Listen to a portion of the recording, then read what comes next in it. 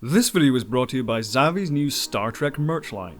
At last things have come to a head, and we feel closer to solving the mystery of Shoji and the Romulan hatred of synths. Right off the bat, there is so much great character work here. I really appreciate the amount of time this show takes with new characters as well as old. This is often something Discovery has struggled with, sometimes retroactively ascribing depth to supporting cast members when it becomes useful. But Picard deftly weaves in the histories and personalities of these main cast to current events wonderfully. No doubt the details of Jurati's guilt and trauma over her actions will be explored in a later episode, but for now it was an interesting development between her and Rios. Rios himself, having acted like a disinterested acquaintance only in it for the latinum so far, showed us he hasn't lost that sense of empathy core to many good Starfleet officers. His scene with Raffi was fantastically written and performed. Herd's screen presence has always relied on her ability to be so forthright with her emotions of a character, and seeing her breaking down over the ruination of her life and burnt bridges was really quite heartbreaking. I only hope we see the character get back on her feet by the end of the season. However, the true meat of the episode is Picard at last reaching Shoji on the Borg cube. Once again, I have to give props to the way the Borg themselves are portrayed here. That sense of menace and fear is restored so well, and this is only a derelict cube. It kinda makes me want to see an active Borg threat show up perhaps in a later season, because even in a disconnected, damaged state, they are still so scary here. I also like the slight update of the overall design of the cube itself. Personally, I always preferred the Borg having that obsidian black look as opposed to the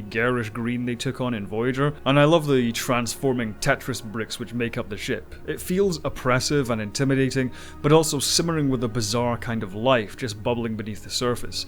Just brilliant design work in general. Picard reuniting with Hugh was awesome to watch. Jonathan Del Arco is really great, and I would honestly love to see the character become a series regular at this point. Picard's small arc was also nice to see. That instinctive fear and flash of hatred we saw in First Contact returns at the start of this episode. But those feelings later give way to a partial reconciliation when Picard sees the great work Hugh has been doing. It's yet another classic Picard moment. He's big enough to admit when his emotions have got the better of him and change his outlook when presented with new information. There's obviously still a lot of trauma to deal with here, but Picard never lets that trauma inadvertently hurt others. We also at last have a payoff to Shoji and Narak's plotline. But first, a word from this video's sponsor. This video is brought to you by a new Star Trek merch line now available at Xavi.com.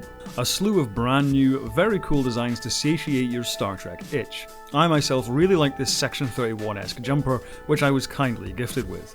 It's got a really nice embroidered design, one of many really cool designs in this range, and is pretty cozy for these winter months. Click the link below and use the promo code BATTLE20 for 20% off the Star Trek range, or the code BATTLE10 for 10% off the site-wide items. Thank you once again to Xavi for sponsoring this video, and now back to Star Trek Picard. While the Narak-Shoji thread did end up fitting into the familiar formula, that doesn't mean it wasn't successful. We all saw this heartbreak coming, but the details of how it unfolded were pretty unique. Isa Briones' performance was simply sublime throughout as she unravels the lie of what she believes her life to be, but I especially like the mechanics of how Narak helped her uncover the truth. In general, I'm a big fan of this intricate look at Romulan culture. By their very nature in previous Trek shows, they've always been a secretive people. While we've always had a good impression of their leaders' political motivation, we've never got much of an insight into their day-to-day lives or their culture. It's easy to see them as a moral culture of scheming spies and capable soldiers, but this episode showed us they actually retained a lot of these spiritual and mental traditions of their Vulcan cousins. Rather than a blanket refusal to engage in the mental discipline of the Vulcans, it seems Romulans simply disagreed about how best to use these disciplines. Vulcans chose to severely limit emotional expression and favoured logic, whereas Romulans seem to favour personal truth and clarity of purpose, emotionally driven or otherwise. And the concept of the path inward to the mind is fascinating. When the betrayal occurred, these two acted their asses off and hit the bullseye in terms of an emotional gut punch. I'm interested to see where Narak goes after this. While obviously he had feelings for Shoji, he didn't exactly hesitate when it came to achieving his objective. I wonder if he'll eventually side with Picard, or if he'll double down and become an even more dangerous villain. The quick chase through the cube was a fun romp, and the Borg Queen's escape portal being harvested from the Sicarians was a nice touch. It does make me wonder where the Queen from this cube actually went though. I really hope we get to see more Borg in the future season. These small glimpses have gotten me really excited about seeing them again. Just as I am excited to see the possible sword phaser fight led by Hugh and Elnor, and chomping at the bit to see what happens next now that Picard has found Shoji, and the Romulans are a step closer to achieving their goals, and discovering what the motivations behind that goal actually is. Did it suck? No.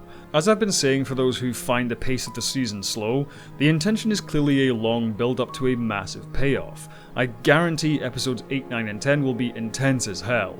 Looking forward to it. Ryder Lynch asks, do you think with all the new Star Trek series being produced, the franchise could become oversaturated? There is always a danger of that, however I think it's less so with modern Trek. Oversaturation was what ultimately killed Star Trek during Enterprise's run. While obviously TNG, DS9, Voyager and Enterprise had their differences, in terms of presentation and style they were very similar to casual viewers. When a new show came out, a lot of people thought it was just another Star Trek show. However, with these new shows essentially having no restrictions on time period, tone, style, or even medium, I don't think there's as much of a danger of oversaturation. Star Trek Discovery is very much Alex Kurtzman's show, but Michael Chabon has been given almost free reign over Star Trek Picard. There's an opportunity here to really have these different creative teams really leave their distinctive stamp on the franchise. I don't know if all of them will be a success, but if one of the shows fails, it's less likely Paramount CBS will end up cancelling other successful Trek shows. In short, oversaturation is a possibility, but not a guarantee. Thank you for watching. If you like my videos, feel free to subscribe and hit the bell icon to stay up to date with all my new uploads. Over on my Patreon you can see videos early. Speaking of which, I'd like to quickly thank all of my patrons who are now appearing on screen. Have a good one, and as always, live long and prosper.